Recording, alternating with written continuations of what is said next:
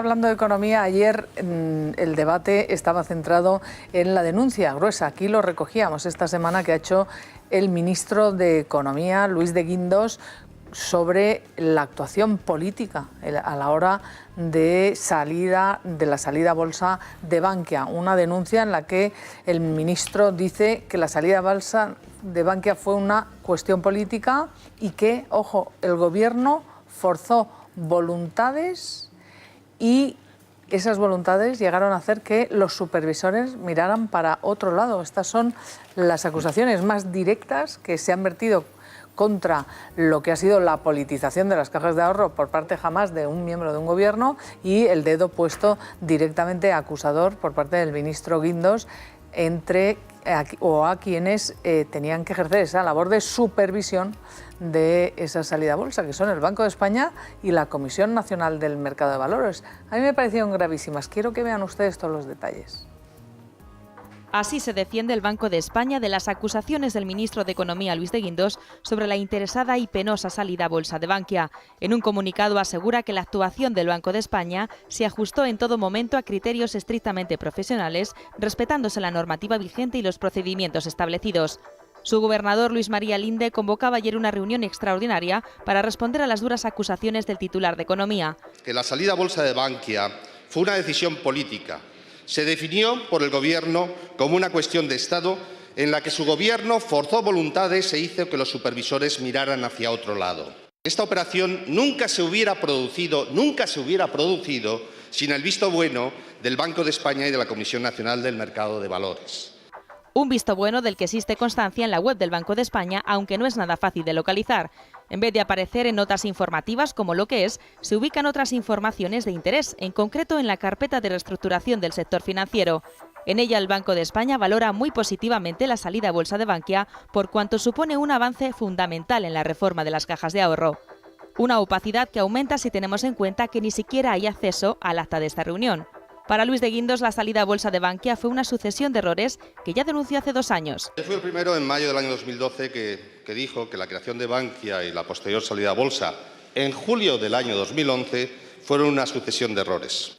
Los hechos denunciados por de Guindos constituyen delito para la líder de UPyD, Rosa Díez, por lo que insta al ministro a colaborar con la justicia. Tiene que presentarse a declarar como testigo aunque no le llamen y colaborar con la justicia porque eso sería delictivo, ¿no? Lo cierto es que 3 meses después de la salida a bolsa de Bankia, el exgobernador del Banco de España, Miguel Ángel Fernández Ordóñez, tuvo que intervenir el Banco de Valencia, una de las entidades que dio lugar a Bankia.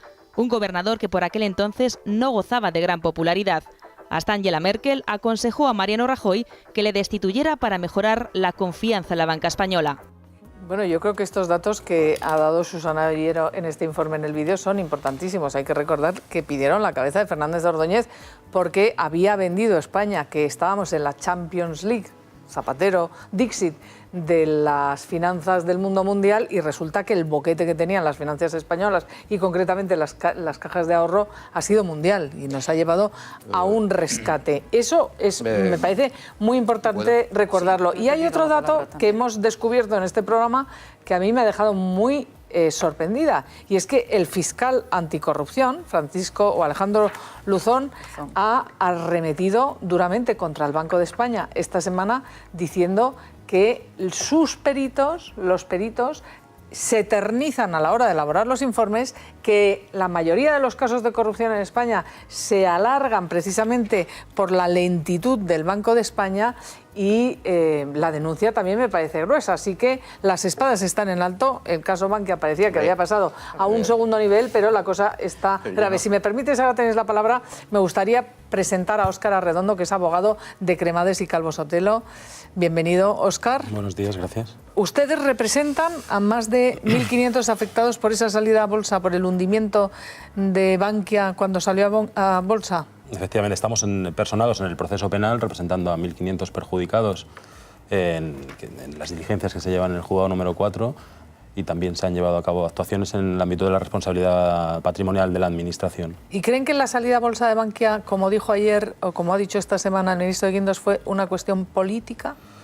Bueno, estas declaraciones hay que entenderlas en el contexto de un hecho que ha sucedido hace una semana aproximadamente, que se ha conocido el informe pericial de los peritos del Banco de España, peritos nombrados por el propio juez Andreu, con lo cual esas notas de imparcialidad y objetividad de esa pericial, pues en fin, tienen mayor contundencia, que han puesto de manifiesto que efectivamente la realidad patrimonial que reflejaba la OPV, es decir, esa oferta pública que se lanzó a los inversores, no era, en fin, era irreal. Es decir, ponía de manifiesto que había unos beneficios de 300 millones de euros, cuando en realidad el Estado tuvo que acabar poniendo más de 24.000 millones de euros. Es decir, que se dice pronto, ¿eh? La cuestión clave es que en el momento en que se acudió a captar el ahorro de los particulares, la realidad patrimonial de la empresa, es decir, en este caso de Bankia, que se transmitió a través de la OPV y toda la información que se suministró, no era real, no era exacta.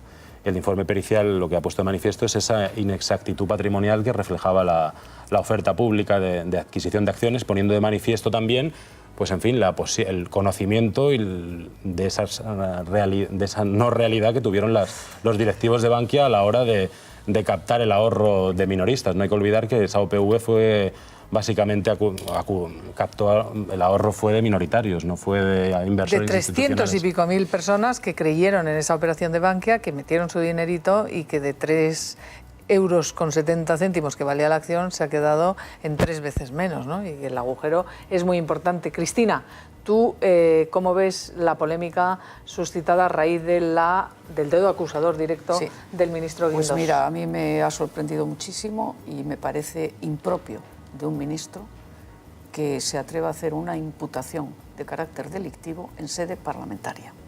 Porque decir que las instituciones de control, el Banco de España y la Comisión Nacional del Mercado de Valores han mirado para otro lado, implica acusación de prevaricación y implica que han actuado de una forma errónea a sabiendas de lo que hacían. Yo me he quedado porque yo de Guindos tenía otra opinión. Entonces ha levantado un follón que no ha empezado el tsunami más que la primera ola, porque esto es gravísimo. Otra cosa es todo el tema que planteaba el compañero del tema, bueno, pues de los informes, que ahí hay un debate, pues si los informes a día de hoy, pues ha sido un informe muy serio, que duda cabe que con imparcialidad, pero también son peritos del Banco de España, o sea, que dicen una cosa si les pide el informe el Banco de España y dicen otra si les pide el informe el juez, pues la verdad es que a mí me ha chocado mucho que sea tan dispar el informe que un día hicieron los peritos, también inspectores del Banco de España, con el que pero la ahora. realidad, Cristina, es que se vendió que tenían unos beneficios cuando el agujero ha sido de 23 millones. Pero ahí han mentido pero todos. perdonar, solo terminar todos un han mentido. Pero ahí, a mi juicio, el problema no está en los reguladores, que a mi juicio actuaron con profesionalidad y siguiendo las normas, como en los gestores, porque luego vino la actuación de los gestores y la profundización en la crisis. Que lo que ha dicho de Guindos es ni más ni menos que la verdad. Claro. O sea, esto es exactamente lo que ocurrió. La salida a bolsa de Bankia se hizo obligando prácticamente a punta de pistola política a los inversores institucionales a suscribir el 40 o el 50% de esas acciones. No me acuerdo cuánto fue, pero fue mucho, el 40 o casi el 50%. Y cuando digo inversores institucionales, digo el BBVA, el Banco de Santander. Me parece que el único que se negó, fue el BBVA. Pero no porque no intentaran obligarle, sino porque González se negó, aguantó y se negó. Obligar a Telefónica, en fin. A todas las grandes empresas del IBEX 35 les fue el gobierno y les fue concretamente la señora Elena Salgado, poco menos que a punto de pistola, a decirles que tenían que suscribir acciones porque había que salir a bolsa, tenía que salir a bolsa Bankia, sí o sí. Y al Banco de España se le pediría, supongo, esto no lo puedo afirmar, pero supongo que igual que se les pidió, y esto sí lo puedo afirmar porque me consta y lo sé, bien, a los inversores institucionales, vamos a ver, el Banco de España siempre, y desde luego en el caso de Mafo, de Fernández Ordóñez, estaba en sintonía con... Hombre, precisamente estaba muy criticado por el gobierno y por los sindicatos. No, perdona, estaba en sintonía con el gobierno. Y vamos a suponer que fuera por omisión. Vamos a suponer que fuera por omisión. Pero la cuestión es que por omisión consintió una salida a bolsa absolutamente forzada, absolutamente falsa.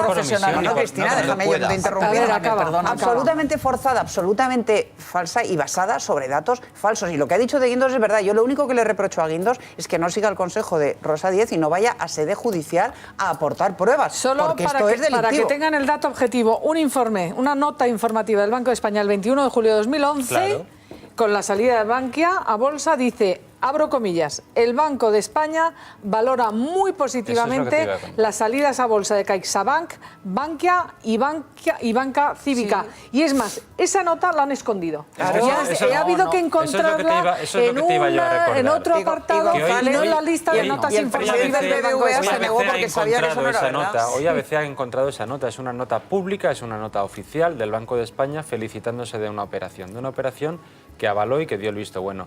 A mí no me parece tan grave que un ministro diga eso en sede parlamentaria.